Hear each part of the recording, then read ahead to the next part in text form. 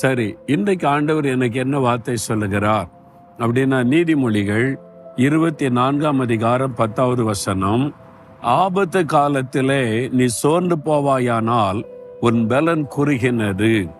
ஆண்டவர் சொல்றார், என் மகனே மகளே, ஆபத்து காலத்தில் நீ சோர்ந்து போனால் உன் பலன் குறுகினது. அப்ப ஆண்டவர் என்ன விரும்புகிறார்? ஆபத்து காலத்துல நீ சோர்ந்து போகக்கூடாது.